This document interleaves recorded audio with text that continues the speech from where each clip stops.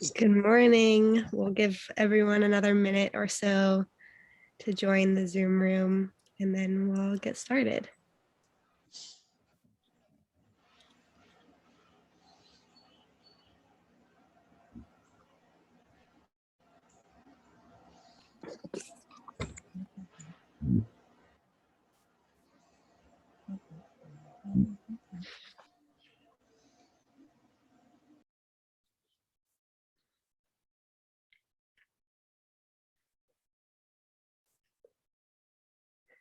Good morning. Chag Shavuot Sameach.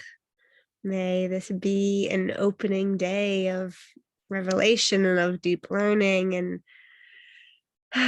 of tapping into that ancestral connection of being at Sinai. So I thought we would begin this morning by presencing each of ourselves in this room if you want to, and if you're feeling more of a camera off, just wanting to receive, that is very appropriate for Shavuot, just receiving, so no worries. But just so we feel that much more comfortable with all of us here, if we want to go around and share our name and maybe briefly share, what does revelation mean to you? And then we'll dive into some text study. So would anyone like to start us off?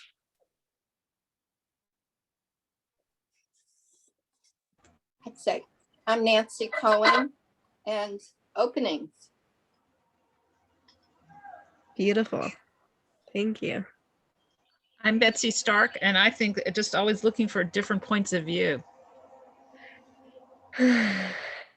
So important always, especially today, right now.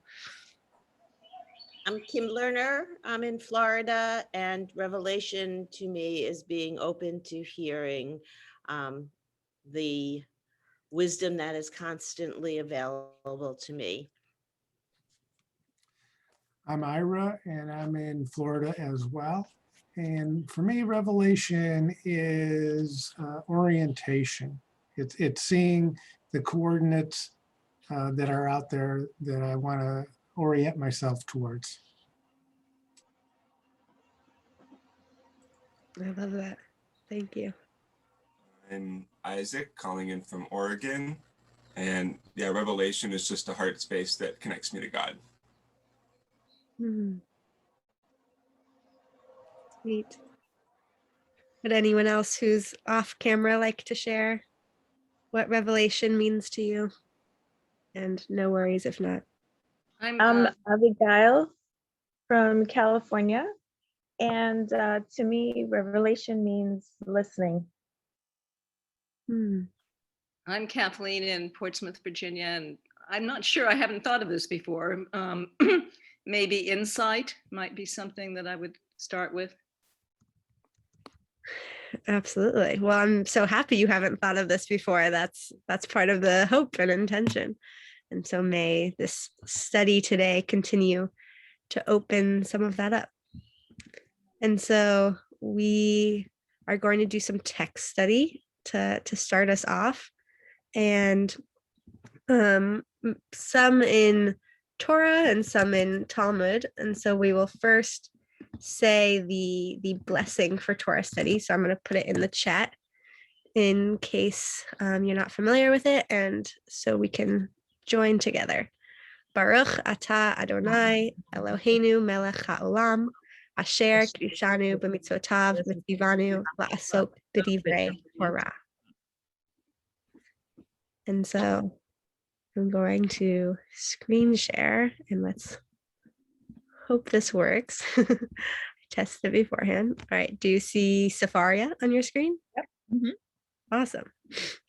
And so we'll start with just not wanting to overwhelm you with too much, so just a brief little excerpt from the moment of revelation and the moment on Sinai.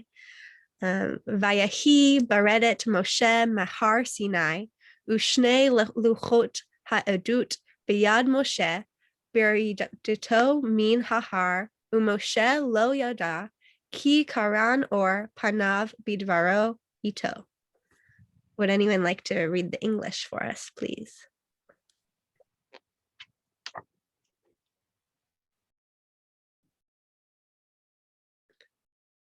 Betsy, it looks like you're talking, but you're muted.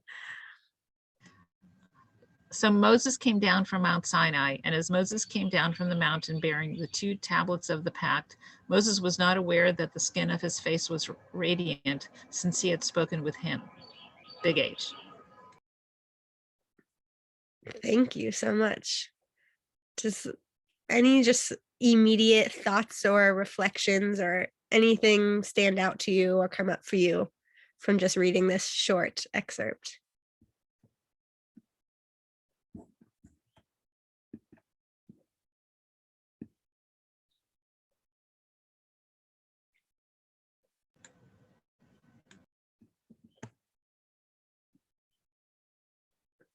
Betsy, you're once again I'm muted.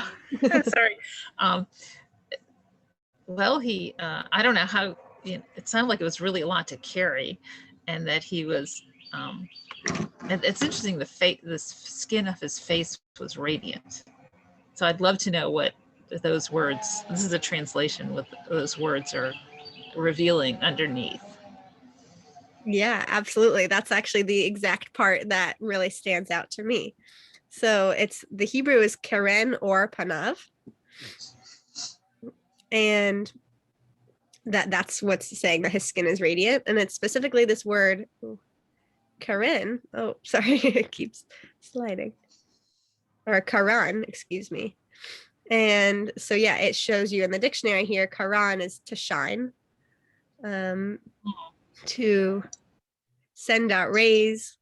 And then what's interesting is it's also used in some contexts to display or grow horns, but that's not the context Right. here. Yes, to beam, to radiate. But that actually is the source of why people say that that anti-Semitic trope that Jews have horns, that Michelangelo in his drawing put horns on Moses. The idea of the radiant, the angelic halo kind of comes from. I don't know about that one. I misspoke, but Yeah, yeah, I've heard that. exactly. Thank you. Also elsewhere in the text, it says that he continued to radiate, that when he met people, he wore a bag over his head. I think I read that I think it's in the text. I don't think it's midrash. I think it's in the text because of this this blinding radiance from proximity to divinity. But it says since he had spoken with him. What's the speaking? Like listening to think, I think would be enough. We're always supposed to be listening, but somehow there's something that got him very worked up by speaking to God.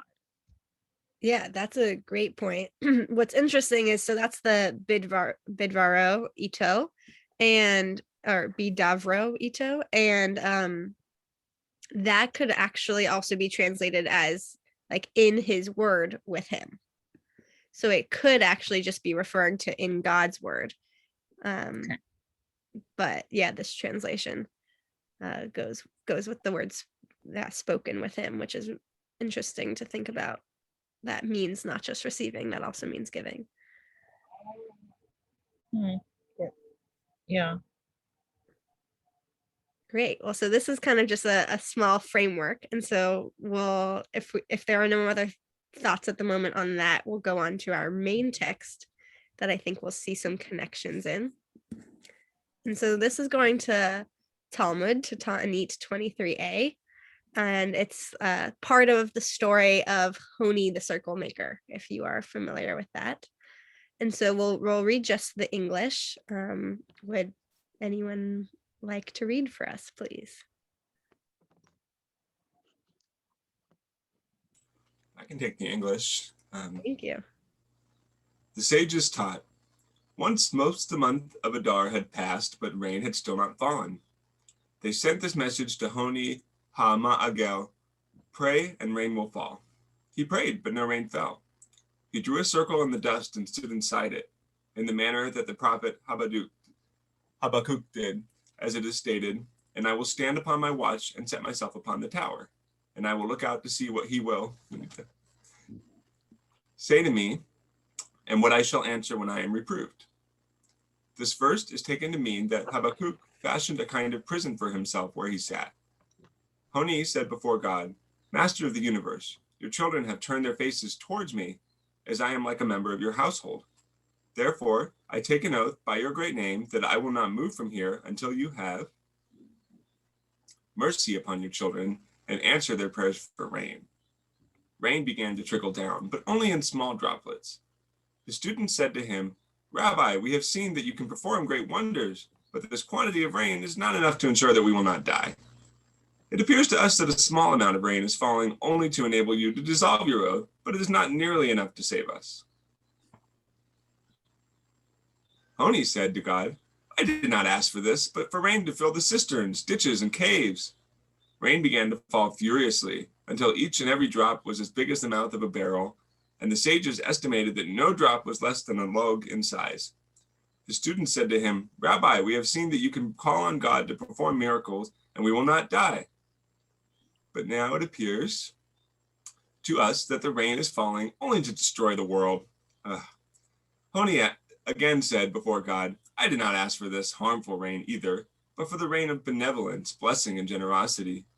Subsequently, the rains fell in their standard manner until all of the people sought higher ground and ascended to the Temple Mount due to the rain. They said to him, Rabbi, just as you prayed that the rains should fall, so too pray that they should stop. He said to them, this is the tradition that I received, that one does not pray over an excess of good. Honi continued, nevertheless, bring me a bull. I will sacrifice it as a thanks offering and pray at the same time. They brought him a bull for a thanks offering. He placed his two hands on his head and said before God, Master of the universe, your nation Israel, whom you brought out of Egypt, cannot bear either an excess of good or an excess of punishment. You grew angry with them and withheld rain, and they are unable to bear it. You bestowed upon them too much good, and they were unable to bear it. May it be your will that the rain stop and that there be relief for the world. Immediately, the wind blew, the clouds dispersed, the sun shone, and everyone went out to the fields and gathered for themselves truffles and mushrooms. Beautiful. Thank you. I'm going to stop the share so that we can see each other, but send the Safaria link in the chat in case anyone wants to look over that again. And so that was quite a story. And so I want to give some space for processing and ask once again what maybe came up for you, what maybe connections you see between this story and that, or anything totally irrelevant to that story that you're wanting to share.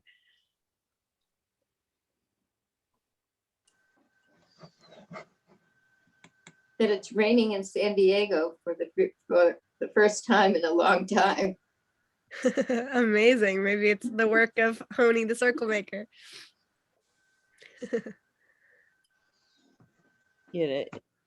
I guess I don't have the inherent belief that of the literal answering for prayers. So part of the story that says, be careful what you ask for, comes to mind. But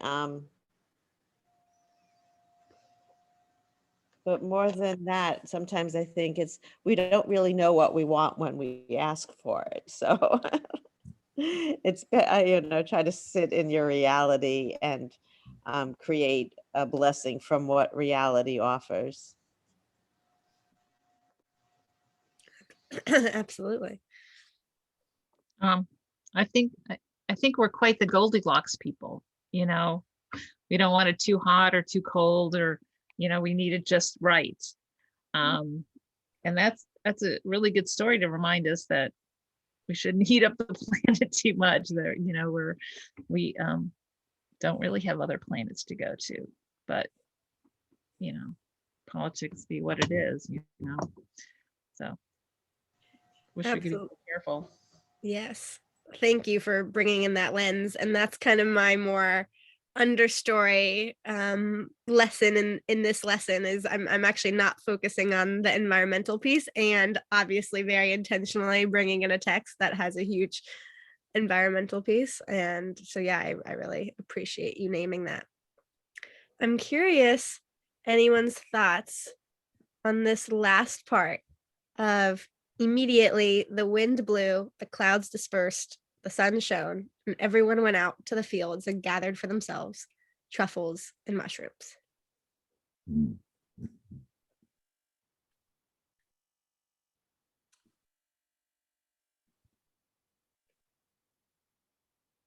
How easily we take for granted when things go right.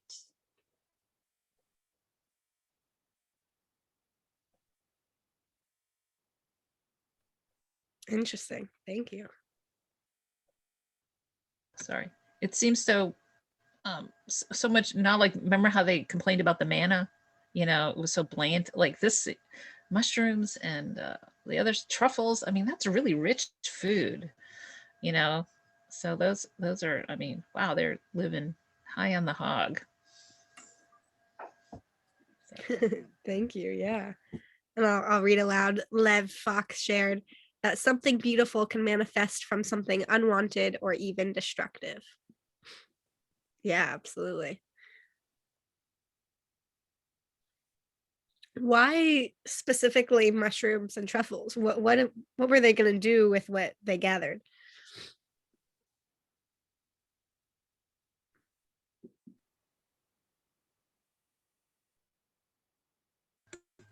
Cook them up. They probably had other, you know, other food too. I mean, those are like seasonings and things like that, I think.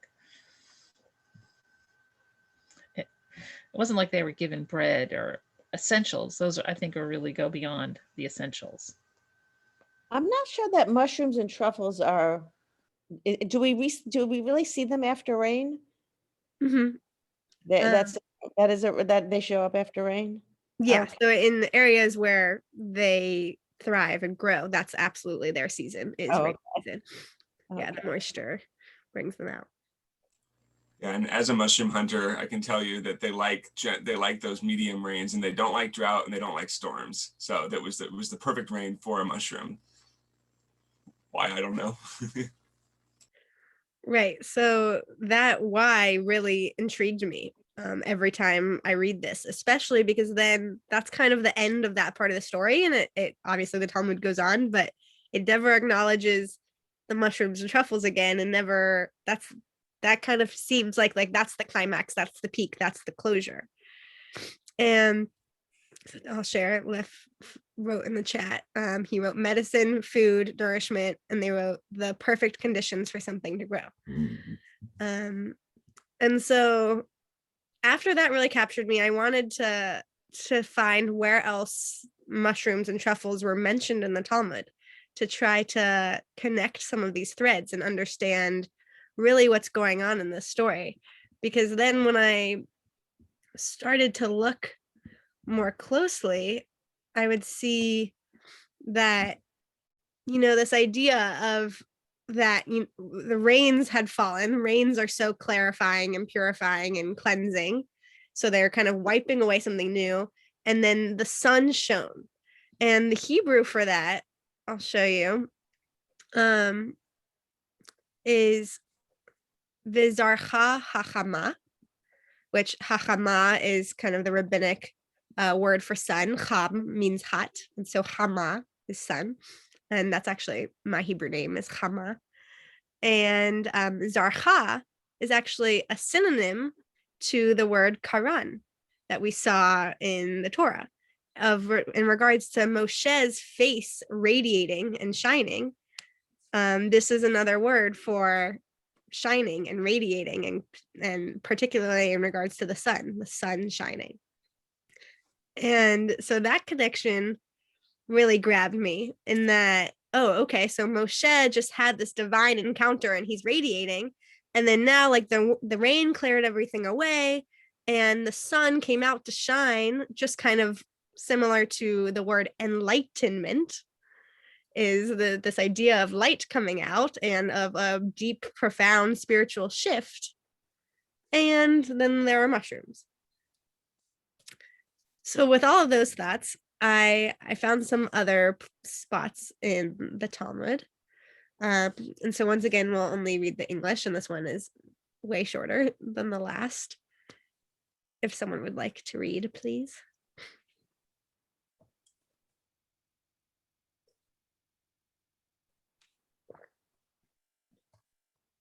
One can establish a joining of houses and courtyards, eruv chatzerot, and a joining of Shabbat boundaries, eruv tehumim.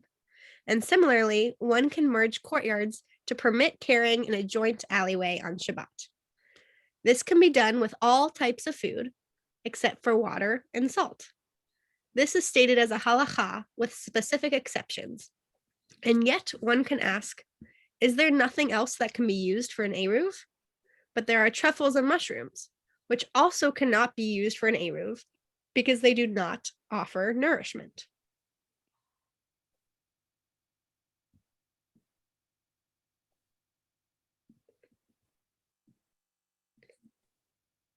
Any thoughts on it? It's completely separate, different context reference, but also to mushrooms. And they're saying that, oh, for this eruv, which we could go into the meaning of all of that, but they're saying for the eruv, it can be all food except for water and salt. And then also except for mushrooms and truffles because they don't offer nourishment. So they're basically saying they're not food. What does that mean?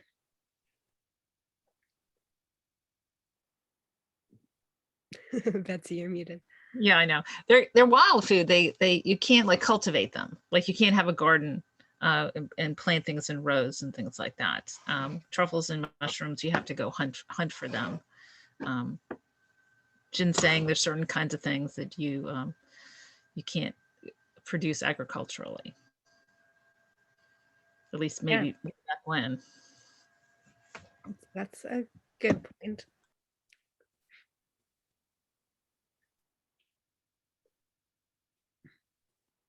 Isaac, you look deep in thought. Do you have anything to share?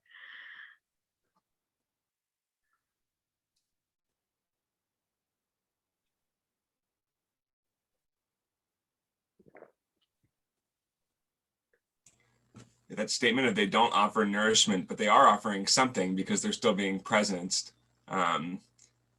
That's kind of where my head's. That's what I'm seeing right now. That they're still being. They're not like this isn't the case where we're using these, but we still have these category of value for them that we're still not mentioning the second time around. Right. So, what is that value? And what is the type of value that they might feel the need to be discreet about, that they're not just blatantly stating it? Yeah, it could be a ethanogenic substance, a psychoactive substance for the Hebrew people. Yeah. And so if that was the case, then like fits into this concept of, oh, the rains washing everything away and the sun coming out in enlightenment, and all of their problems seem to be solved from this last statement of, oh, and they gathered mushrooms. And that is that the medicine? Is it that they're saying in this excerpt that mushrooms are not food? They're not in the category of food like everything else for the eruv because they're not food. They're medicine. So as we continue to ponder on these thoughts, we'll go to another text. So here is Talmud Brachot 40b. And this is the part of the Talmud that the rabbis are actually crafting all the blessings. That's what brachot means, blessings.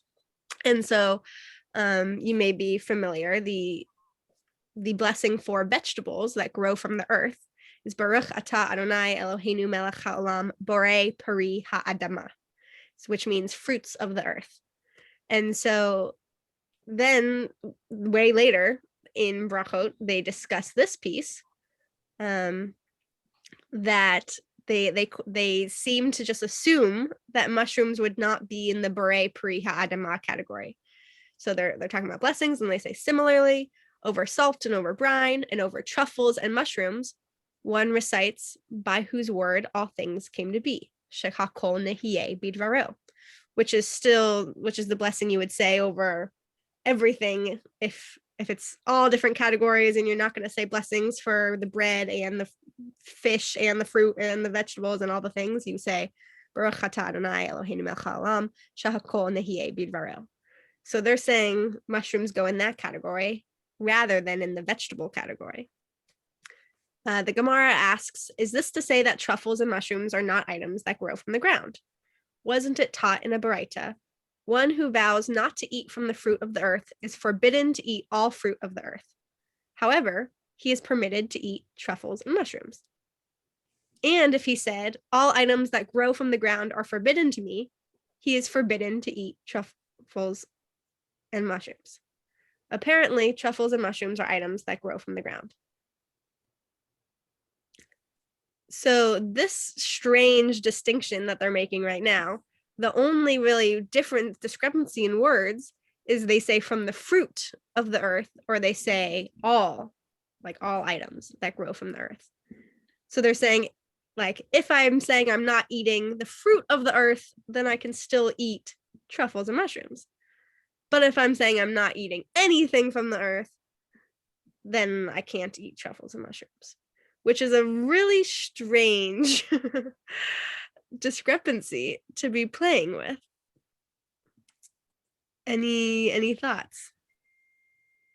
One of my favorite jokes or stories about how someone is wise that knows that although a tomato is a fruit, you don't put it in your fruit salad.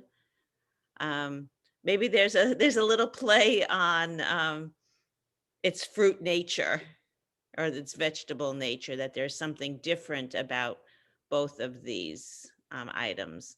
Yes, they grow from the ground, but you wouldn't put them in your, but I put them in my potato salad. So I don't know. Just throw it out. Yeah, thank you. That's a great perspective. And Lev added in the chat, it is sacred substance.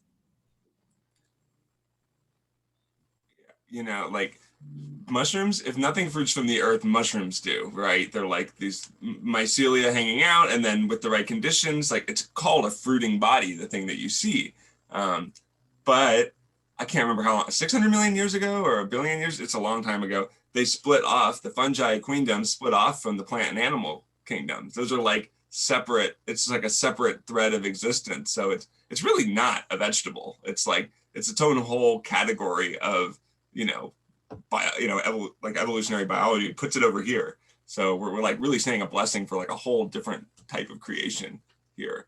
But I love that, it encompasses all. And then, kind of thinking about what you were saying in the last few passages, like, well, maybe it's a substance that opens us up to all. Like maybe that's, you're saying that bless the brachot for, that, because it's like, that's what it's opening you up to, which is true. It covers the entire earth. I mean, every inch of landmass has got some sort of like fungal something swimming in it. It's just science. What this is kind of bringing up for me is that your first question about what revelation is, I'm kind of seeing that revelation is sometimes a little crazy. And it makes me wonder, do I have to accept all of this, somebody else's revelation? Because you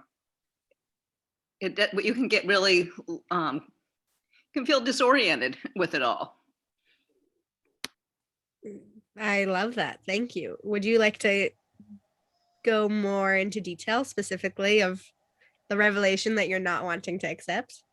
Well, it's not that I don't accept it, but the whole idea of whether mushrooms can be eaten if there's a fruit of the earth. I mean, I don't quite understand their logic, but I think a lot of times, especially going through the current parshas, which are, we just finished Leviticus, and a lot of that about, killing people for kind of minor infractions, and it makes me think that, a lot of revelation is just very problematic to me. I sometimes wonder, like in Purim, when you talk about not being able to tell Mordechai from Haman, is that the name of the other person? it's kind of like sometimes I can't tell when I look at Revelation, if I just didn't know it was from the Bible, I might think it was from, some sort of satanic verse. It's just, I can't tell what's good and bad anymore sometimes reading Revelation.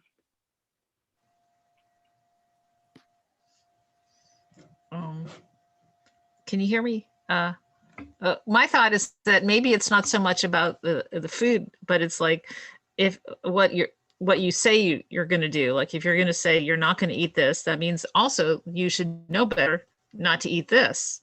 I mean, people are such crazy food purists and also food purist disobeyers too. You see people saying all the time they're going to be vegan and they have to eat eggs or whatever, or I see it all the time in recipes. This is vegan, and they throw eggs or cream in it. It's like, no, that is not vegan. So that, that means if you're not going to eat this, that means you can't eat that. So maybe it's like, know what you're talking about when you vow you're not going to do this or you're not going to do that, or you're going to prohibit this or prohibit that.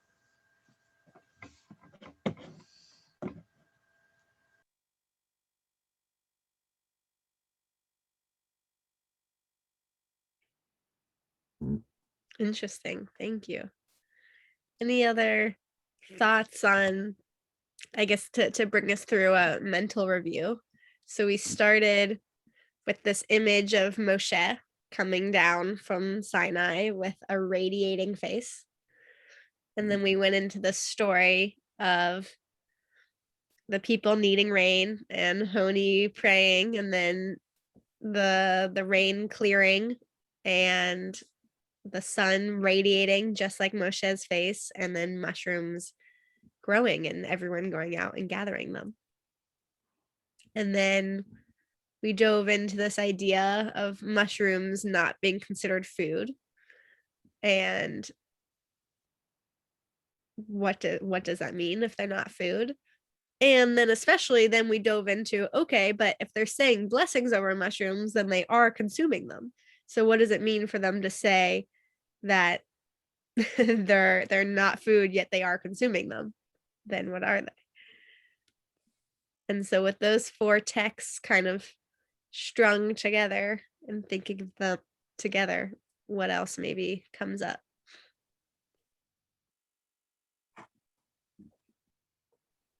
Sinai experience for the people came from, instead we sometimes think of it coming from the top down, from the peaks of the mountain down, but maybe it grew from the ground. And I mean, whether we refer to it as a hallucinogenic substance or a sacred gateways to shared revelation or whatnot.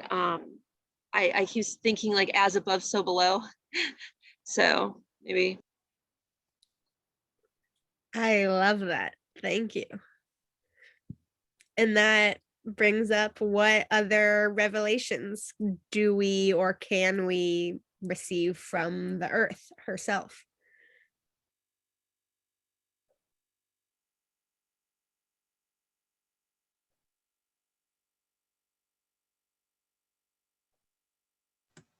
I was thinking if we're going to go in order, that first Moses has a direct experience with God. And then in the second story, people are appealing to the rabbi. And in the third, we're going out in the fields on our own and getting things. We have to learn what's nourishment, what's not nourishment. And maybe these are three different ways we can have experiences in our life. And I don't know, just throw it out there. And each one could be looked at as revelation if you're talking about hallucinogenic properties of mushrooms. You could have the revelation of Moses, and then the revelation of the people seeing the results of their rabbi and prayer, and then having an individual revelatory experience.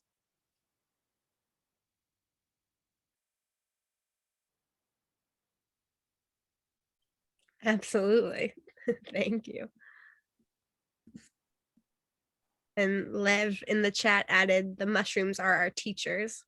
Earth is teaching and giving revelation. So then what specifically content? Oh, Abba, were you raising your hand? Okay, my name is Devorah. I'm Abba's wife. That's fine. The name is the name. I guess I'm circling my wagons around the fact that Honi makes circles. And usually you don't think about circles as going forward. So I'm wondering if there is some significance to Honi being a circle maker. I would think you need a spiral to move forward.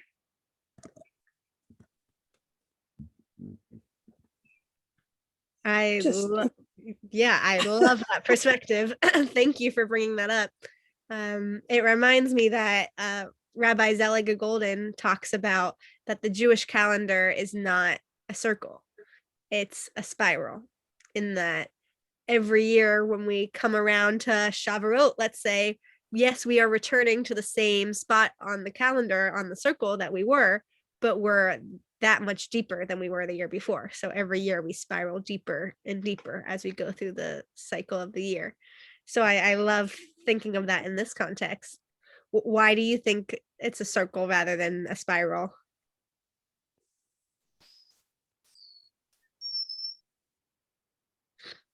Anyone can answer that.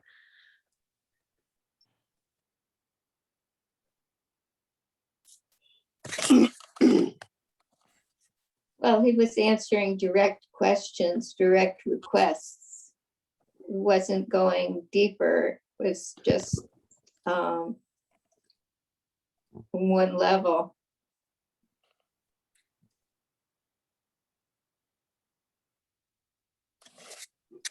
Yeah, Leslie, please. Hi, I'm sorry I'm a little bit late. My temple Zoom just concluded. I think a circle is fine. It does not imply any lack of depth in subsequent orbits. I think we are all like planets circling. And it has been said by others more wise than I that we circle around Shabbat. And as planets who circle, every single time we take an orbit, we see something different. So I don't think there's any implication that we're not going deeper. I think we see things differently in a different perspective with each subsequent circle or orbit that we take through the week, through the holidays, through the year.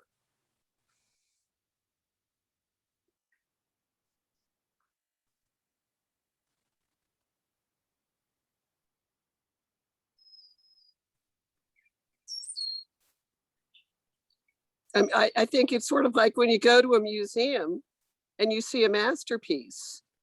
Every time you see it differently because you're a different person every time you visit.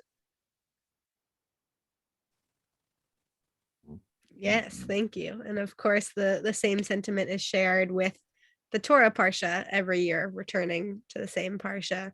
We're different people every time we explore the Parsha. Right, exactly.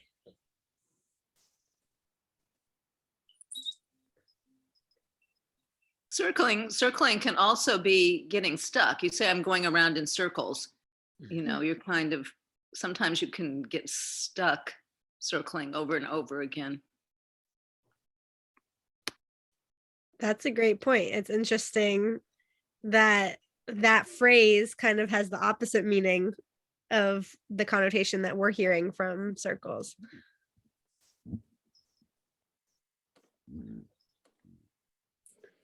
Do we know more about Honi and why he's called a circle maker? Yeah, I mean, that's a great question. We could definitely, so the story of Honi is way longer than the excerpt that we read. And so we could go into much more of the context of him, but that would probably take the rest of our time and go slightly off track. But yeah, I mean, I would love to send you an email afterwards and go into more of that depth. It's interesting. And so if are there any other thoughts on that before I bring in the next tie, the next bow to connect all of this together? So to return slightly to the text. So if you're familiar with Hebrew, you may be aware that the shoresh, the root in Hebrew, is extremely pertinent and meaningful in that, for example, when computers were invented and they decided that it would be called a machshev, they got it from the word hashav, think. And they thought, oh, this is a machine that thinks. So it's a machshev. And that's how all of Hebrew works, is connecting all these roots. So all words with the same root have really profound connections, and there's a lot of intention and meaning behind that. And so that's one of my favorite places to start any text that I'm studying in Hebrew. With any questions that I have, one of the first places I go is, okay, well, let's look at the etymology of this word. Let's look at the shoresh, the root. And so for this topic that we're talking about of mushrooms, so you see here this word patriot is mushrooms, which still in modern Hebrew is the word used for patriot, or used for mushrooms, let alone, in the around the 400s when this was written. And so, there we go. And so you see here that Sepharia offers this dictionary. So for patriot, it shows truffles. But so if we go into the shoresh of this word, it would be patar. And I'm going to highlight it here for you to see on Sepharia. And Sepharia shows us that it means to break through, to open, to let go, to be freed, to free, to set free. And so this word patriot, this idea of mushrooms, the fact that the word comes from the origin of to open, to break through, to set free. Why did they give that the namesake for mushrooms?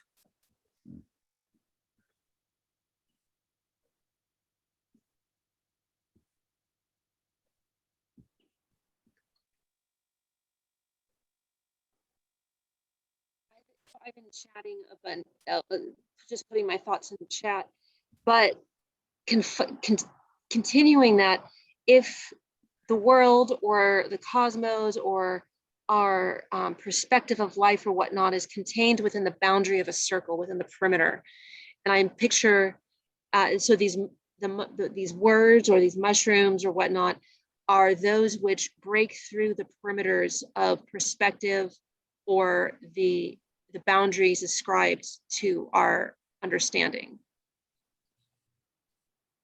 Maybe. Yeah, thank you. Absolutely. Leslie, please. I see it as a matter of potential being released.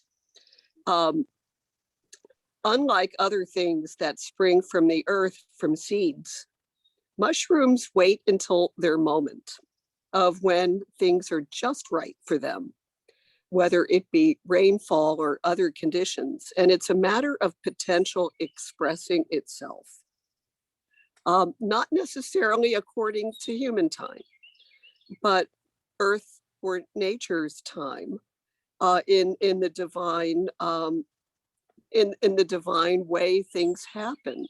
I think it's a matter of potential being released. That's beautiful. I've never thought of it in the perspective of potential. I like that. And Ari shared in the chat, they break open our perceptions. And Lev added to break free from the confines of the perimeters, time, place, space, portals of perception. Thank you, both of you. Well, there's another kind of mushroom that can do that too. Right, exactly. So is that the kind of mushroom that they're talking about? Who knows? So I mean, there are religious uses for that kind of thing. You know, mushrooms are used in religious ritual throughout the world.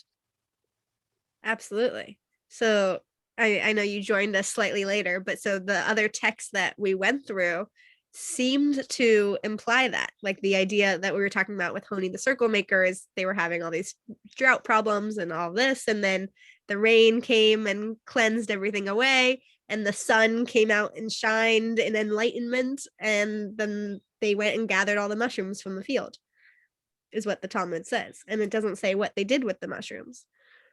But it seems like all of these little all the ways that the rabbis are implying in all these different excerpts, they're not blatantly stating it, but they don't blatantly state a lot in the Talmud. They had a lot of kind of underground political intentions and agendas in a lot of what they wrote. And to me, and I'm curious if this is how you, yes, Lev wrote in the chat, underground. That's a great pun. Just like mushrooms are underground. But yeah, I'm curious to hear all of your thoughts. If after studying all these texts, if that's what it seems to you like the rabbis are maybe implying. Yes, I think so.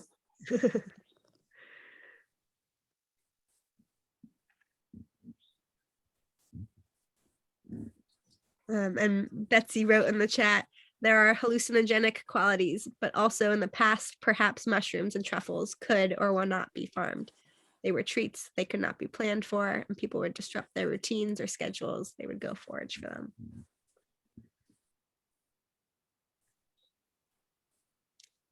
Any other thoughts on, is this what the rabbis are saying? Are they implying psychedelic mushrooms?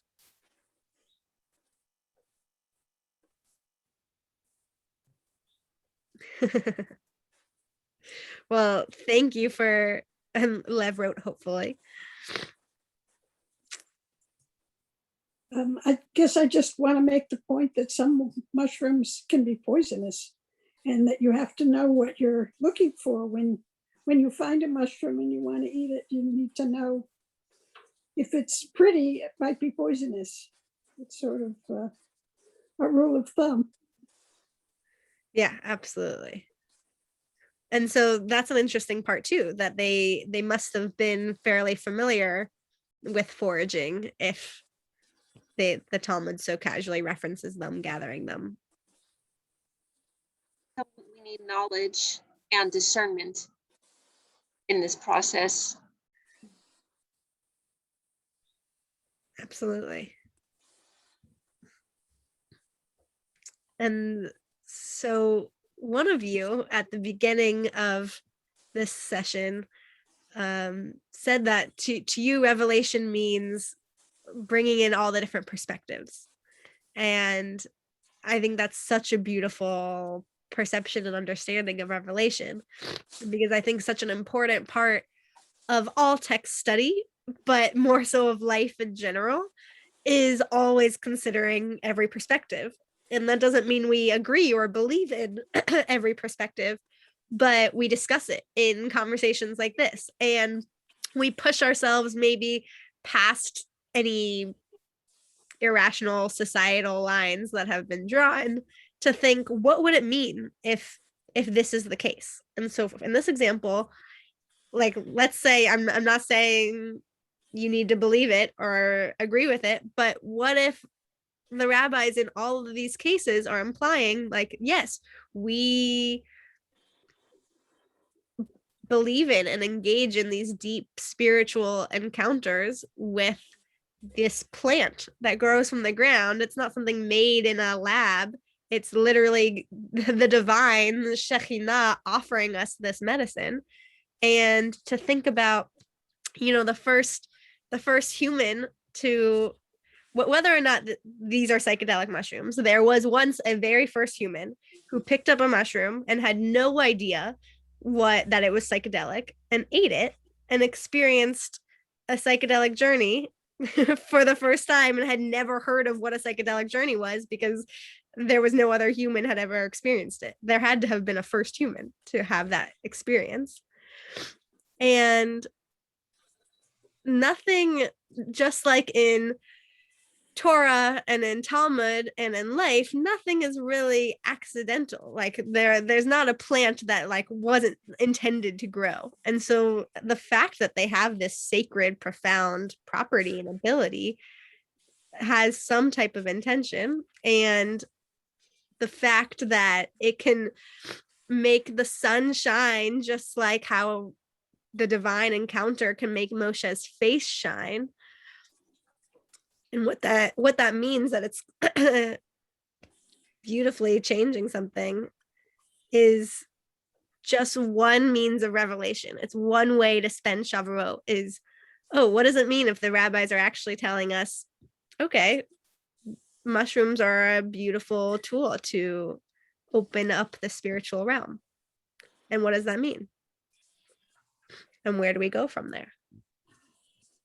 And all of this is just text from 1500 years ago. And what does that mean?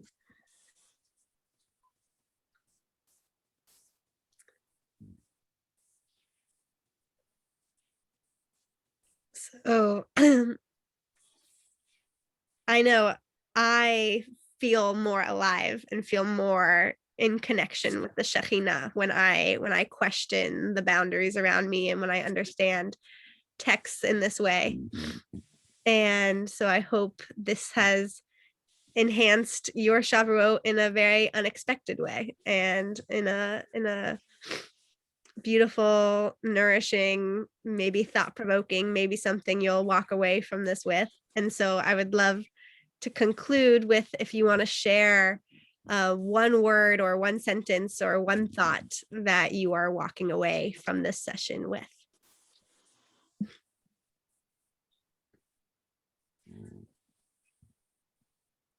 Lev wrote in the chat, confirmation. Ari wrote encircling. You can also share aloud if you want to share aloud. I really like, whatever the intent of the Talmudists, like, and the rabbis, we get to really carry this forth into today, like however we want. If we want to read it this way, like we can, and then we can also have this beautiful story about a circle maker that maybe takes us totally a different place. But yeah, Revelation is really like keeping this thing current. Like, in some ways, I don't really care what they meant to that, 1500 years ago. I really want to like know what it means in my body and in my world. With that ancestral kind of like connection. Well, I know that there are rabbis and younger spiritual seekers who nowadays are, shall I say, rediscovering the hallucinatory and revelatory experiences of hallucinogens. And this is my first look at where that might have come from.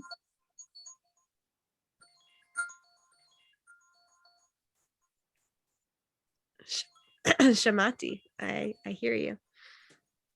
I would say revelation is recognizing the borders, the lines of demarcation that we live in, and realize that sometimes those borders can be boundaries and sometimes they can be barriers. And the revelation is to see all the possibilities in them that didn't originate within us, and give us new approaches to the way we relate to those things around us. Thank you, Shamati. Be serious about revelation. It can come in many different ways, in all different ways. Don't assume anything. Yes. I'm going to say Revelation seems to be paradox because I see mushrooms as very paradoxical with the highs and the lows and the possibility of, I think mushrooms can even cause death. Not sure about that, but that's my feeling. It's so I'm going to go with paradox.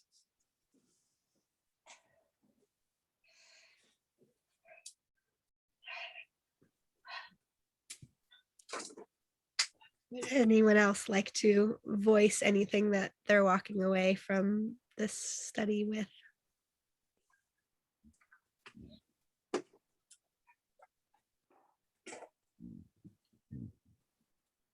Well, I'll give you a couple minutes to switch to the other Zoom room if you are continuing to join us for these Aleph, the Shavuot gathering gleanings, and just blessings for more thought-provoking, challenging discussions and thoughts, both today and beyond.